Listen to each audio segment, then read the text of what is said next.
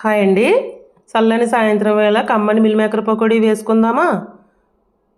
అయితే నాతో వచ్చేయండి. దీనికోసం నేను ముందుగా మిల్ మేకర్ని ఈ సైజు అయితే తీసుకున్నానండి. మరి పెద్ద సైజు ఉంటే మరి మధ్యలో సైజు కూడా ఉంటాయండి. చిన్న సైజు తీసుకున్నాను నేను. మనకి ఏ అందుబాటులో ఉంటే అవి తీసుకోవచ్చు. నేను పొయ్యి మీద గిన్నె పెట్టి ఒక లోటన్నర నీళ్ళు అయితే పోసాను. నీళ్ళు బాగా మరగనివ్వాలండి. ఇగోండి ఇలా బాగా మరిగిన తర్వాత మనం తీసుకున్న మిల్ మేకర్లు మొత్తం ఇందులో వేసేద్దాము.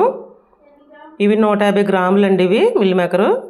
ఇగోండి నీళ్ళలో బాగా కలిసేలాగా గరిటెతోటి ఒకసారి కలిపిన తర్వాత ఇగోండి ఒక పొంగు అయితే వస్తుంది.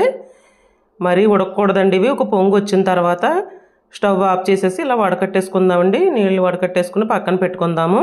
ఒక నిమిషం చల్లారనిద్దామండి. ఒక నిమిషం చల్లారిన తర్వాత మనం వేరే గిన్నెలో అయితే వేసుకుందాము.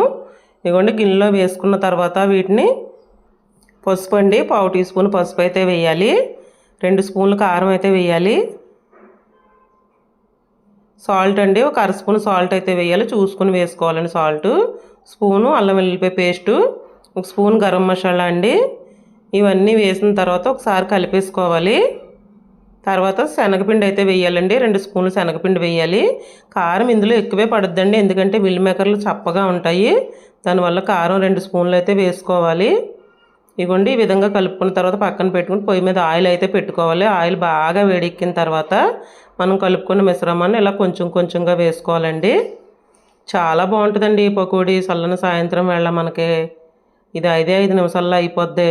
ఇగోండి ఈ విధంగా వేగిన తర్వాత మనకి గరిటకే తెలిసిపోద్దండి. గరిటకి కొంచెం మెత్తగా తగిలినట్టు అనిపిస్తుంది. తర్వాత మనం ఇంకోసారి గరిటె పెట్టి చూస్తే కొంచెం క్రిస్పీగా గరిటకి గట్టిగా తగులుతాయండి. అప్పుడు మనం తీసేసుకోవడమే. ఒక 3 నిమిషాలు అయితే పడుద్దండి ఈ వేగడానికి. ఈ పకోడీలు నేను ఎలాంటి కలర్ వాడలేదండి. అదే బండ్ల మీద దొరికే అయితే కలర్ అది ఎక్కువ వేసేస్తారు. నేను కలర్ ఏది లేకుండా వేసాను. 2 పచ్చిమిర్చి అండి. 2 పచ్చిమిర్చి ఘాట్లు పెట్టి ఈ విధంగా వేయించుకుంటే అండి నిమ్మకాయ, ఆనియన్, పచ్చిమిర్చితో గార్నిష్ చేసుకుంటే చాలా టేస్ట్ బాగుంటుందండి నిమ్మకాయ పిండుకుంటే. థ్యాంక్ యూ అండి. వీడియో మీకు నచ్చినట్లయితే లైక్, షేర్, సబ్స్క్రైబ్ చేయండి. థ్యాంక్ యూ అండి.